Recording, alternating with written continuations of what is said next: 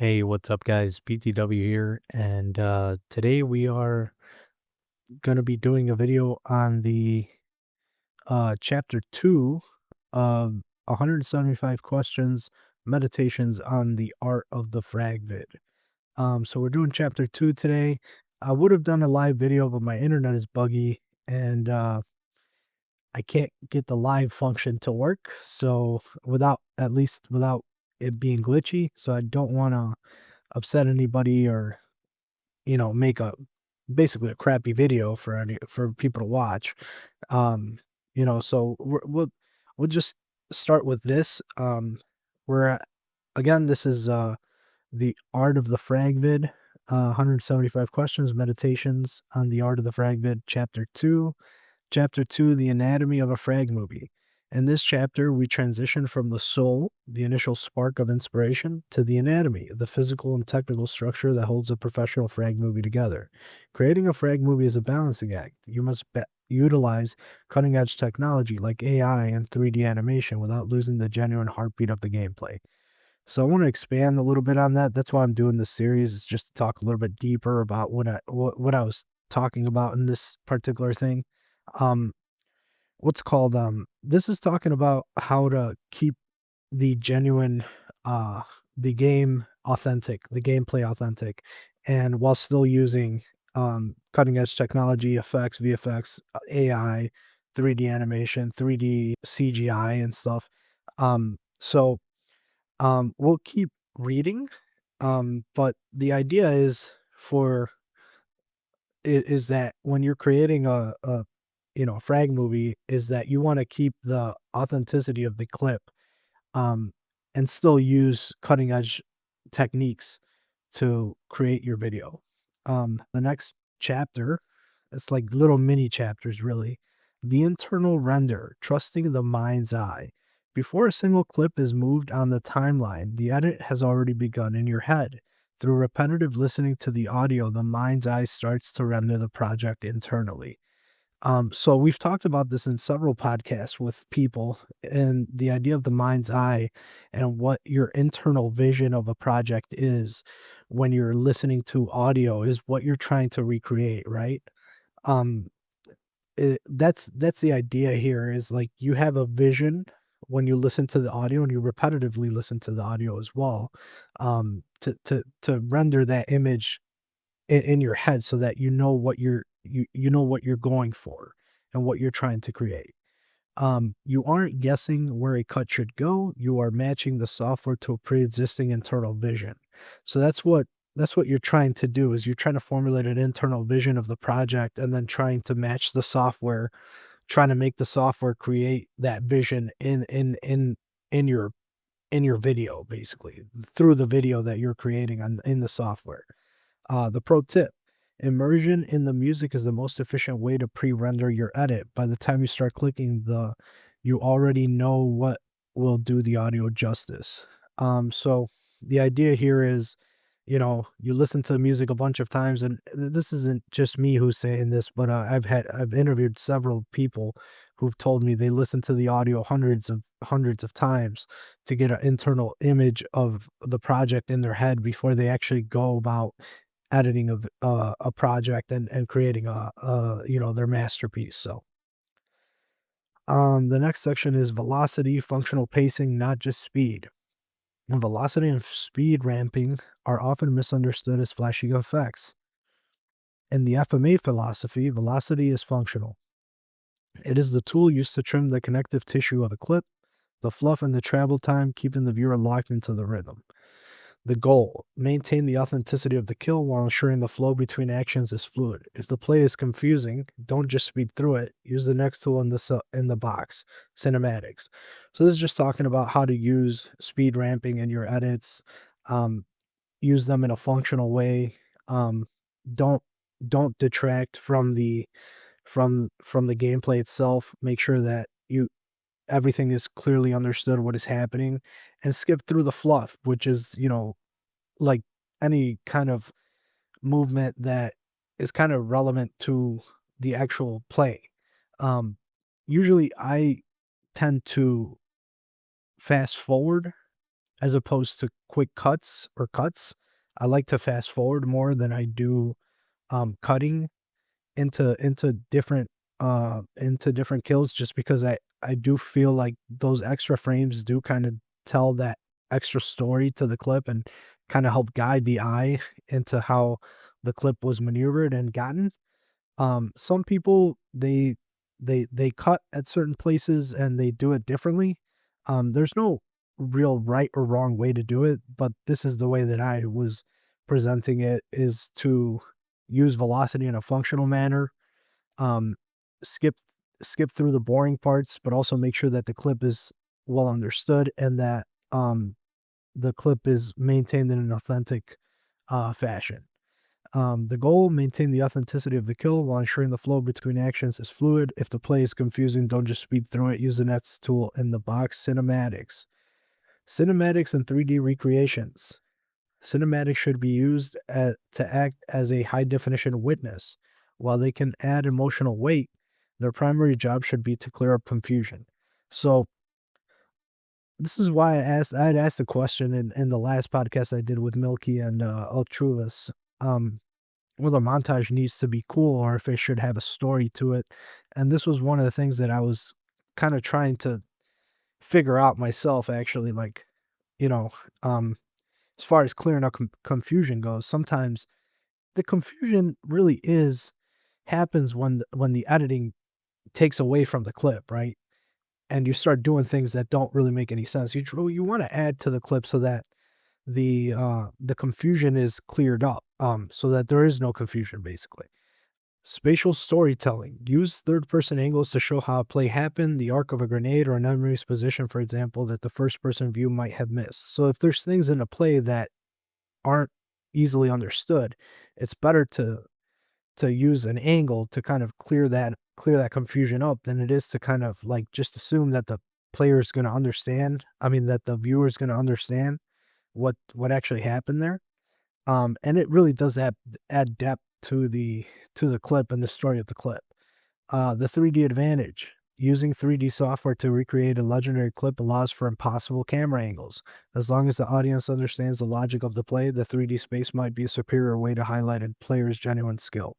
The idea here is that if you are able to make a full 3D edit, you're able to recreate certain clips within that engine, um, you're able to get kind of like these things in the 3D software that you normally wouldn't be able to do with the regular cinematic tools in games, like the theater mode and communities tab and stuff like that. Um, and this might be a better way and superior way to highlight a player's genuine skill, just because you can make a way more creative video with a full 3D edit. As as long as you're competent in the software and everything. So that's the idea there. The next chapter is the role of AI, the specialist animator. AI is not a replacement for the artist. It is a specialist. Take advantage of it and use it to save time for simple animations. So this is something that I think people might disagree with me on. We just had a big chat in the FMA Discord about, whether using AI is okay. And I think a lot of people are against it, and I understand where they're coming from. I just think we have to adapt as artists and, you know, take advantage of those tools that we have to save ourselves time and improve our work. As long as, and I had added that as long as you make the clip your own, as long as you make the footage, the AI footage that you use your own, even though the base of the footage is not really technically what you created, you can kind of skew it to your favor and to make it your own by applying different kinds of techniques to that particular clip. For example, what's it called, typography, motion tracking, masking, what's it called, VFX, and a whole bunch of other things that you can add in there that you can use to really take control of that AI scene to make it your own. at the same time, I do understand people who say that, it does take away from the artistic reference, and it kind of is relying on AI to do the art portion of it, and is taking skill away from, actually doing things that you might have had to learn back in the past. But I think when you really think about it, I mean, back no one's saying, "Oh, you should rotoscope manually," because, back in the day they had to do it manually and it took a lot more skill. Everybody is just kind of okay with rotoscoping, using the roto brush. And now they even have a matte tool in After Effects, 2026, the newest version, the beta version, where you can just click on targets and it will completely select that target for you using kind of AI in the Adobe software. So, no, nobody's saying this stuff is cheating, but yet when you make, a 3D rendered scene out of a screenshot or a couple screenshots using AI, people immediately don't like that, particularly montage artists. And I think the way that we can get around that is by making the scene our own and adding more effects to it, adding our own personal touch to it. Um, Adding color grading, for example, is one that I missed before. Um, I had mentioned VFX, I had mentioned motion graphics. Oh, I didn't mention motion graphics, but that's another one, motion graphics. Another one you can add is typography work, motion tracking, and a whole host of other things, color grading that I had mentioned before. But these things, take advantage of them to make your video pop and make your video stand out from the rest. Because right now, everybody's making their videos without AI. So if you use AI, you're going to stand out. I'm not saying you should use AI all over your video, but a little bit here and there and making the scene your own, I think is not a bad idea here. Oh wait, hold on. 3D animation. AI excels at simple, clean 3D animations when seeded with actual gameplay screenshots. This ensures the textures and lighting match the game's DNA. That's another thing is I see I see 3D renders of Spartans for um like 3D animations and renders of Spartans using 3D engines, and the Spartans almost always look too real or too perfect, and the lighting is off. So even then, like it's almost like you can never get the lighting right with these shots because, you know, um it's just like impossible unless you have access to the actual theater file, or you import the entire scene in there and recreate it perfectly. But you'll never have the exact lighting of a clip.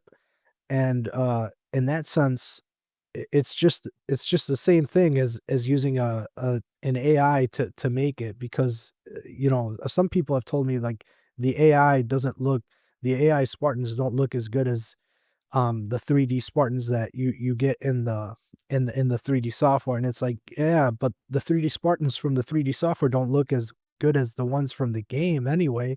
They don't look alike at all, so a lot of guys say that the Spartans have to look exactly how they need to look in the game, in the clip, in order for it to work. And if your AI Spartan doesn't look as good as it looks in the clip, then it's just completely pointless. Well, it's like it looks just as good as the other Spartan that was 3D generated in a 3D software because the lighting is off anyway in that, and it's not like it's completely the same exact model either.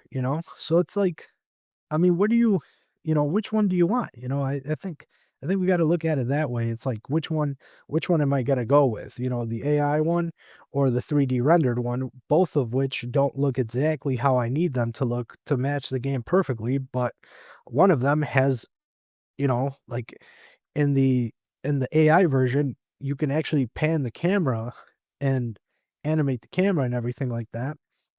Um, so that you do get a nice animation with the um with the camera movement and everything with your 3D Spartan with the AI version. But with the 3D Spartan with from a 3D software, you most people actually just use a screenshot in the background and kind of just blend the Spartan into the foreground and, try to pass it off as like a full 3D scene, which it's not.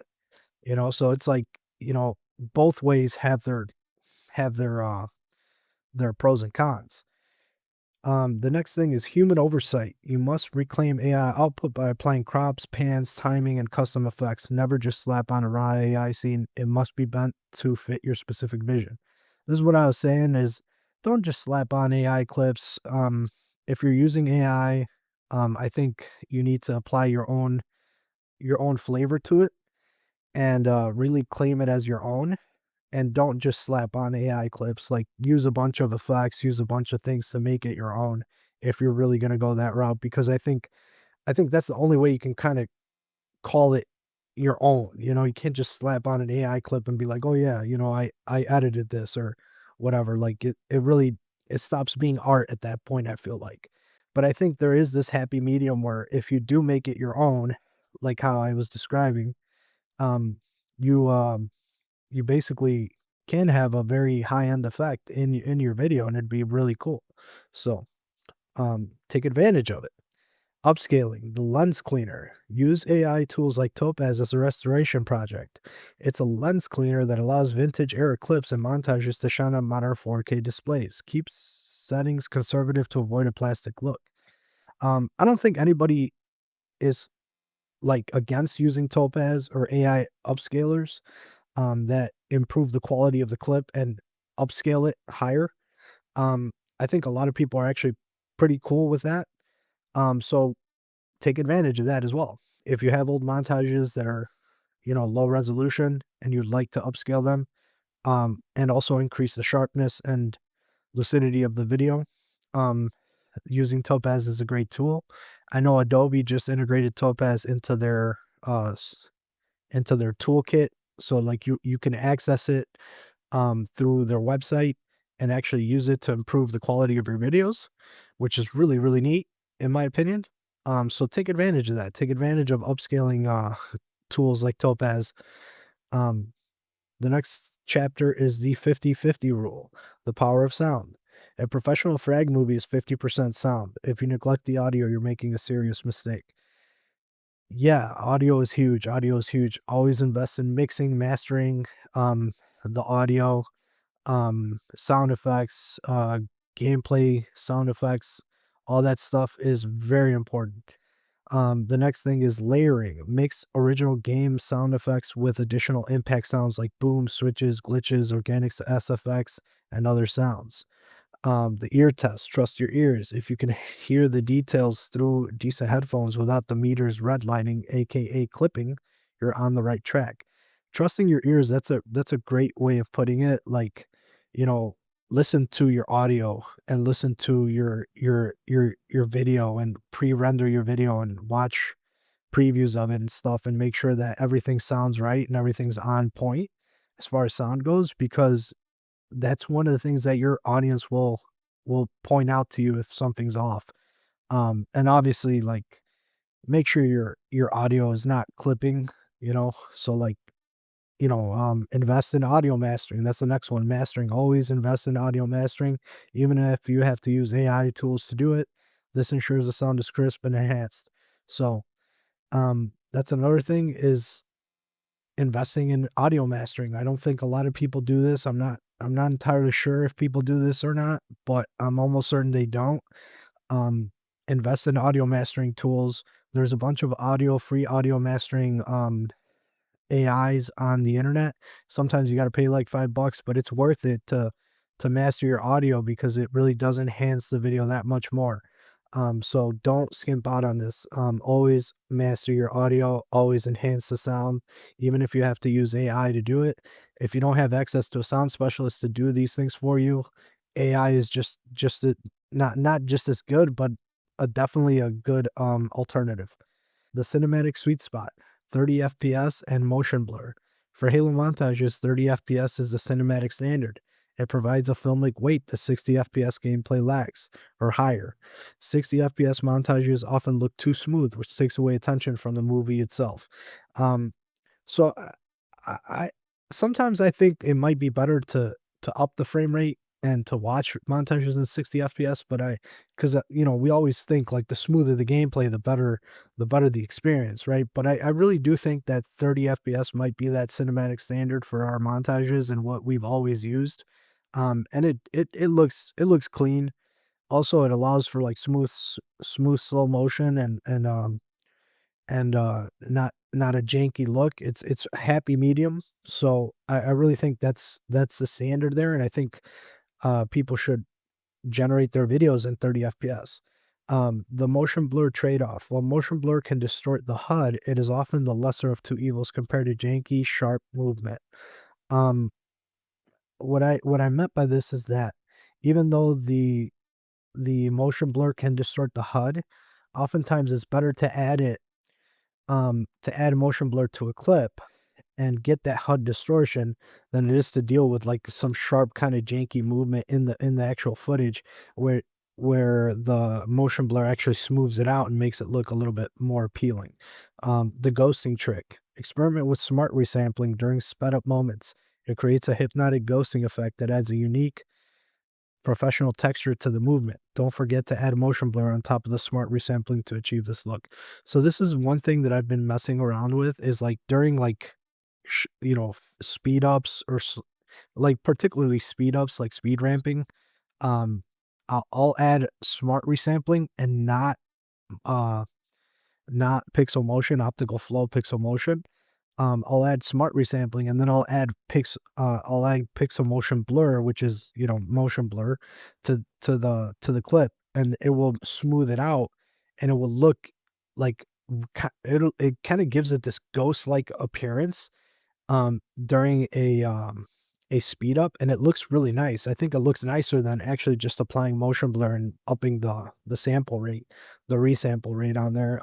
I think it looks better. You know, it looks and it also is easier on your system too. It's not as intense as putting a motion blur on the video and actually upping the resampling rate. So, but you could do both. You could you could apply the resampling, the smart resampling, and apply the motion blur on top of that, and then raise the number of samples that it uses to have a higher quality motion blur, and it looks different than actual just applying motion blur itself. So it's a different way to do it, and I personally I like that, and I wanted to throw that tip in there. Finishing the project, the act of abandonment. As the saying goes, art is never finished, it is merely abandoned. At some point, the technical tweaking must end. Um, so this is just talking about how you never really finish a project. You just you do finish a project, but you never really finish it. It's just that you decided that this is good enough that I want to release it, you know? I mean, how many times have we released a project and then we're like, "Oh, man, I wish I would have done this. I wish I would have done that," but it's already out, right? The final signal, the moment you feel that childlike joy, the genuine pride and excitement to show your creation to the world, is the moment the video package is ready. Hit render and let the world see it. So, with that, I want to end the video, but I do want to say that that childlike joy, the best part of the project, in my opinion, the best part of a project is when you finish it and you share it with people. Um, and you know, that childlike joy that you get right before you finish a project or right before you're about to share it is that, you know, that moment that the video package is ready to hit the internet and for people to watch it and view it. So um that's what basically that whole part was about, and just to finish off with that, basically. I think it was Leonardo da Vinci that said, or Michelangelo that said, "Art is never finished; it is merely abandoned." But I thought it was a cool quote that I wanted to add in there. With that said, hopefully you guys enjoy this video. I'm sorry it wasn't a live video, but this is the way I had to make it. So, thank you for watching, and I'll see you guys in the next one.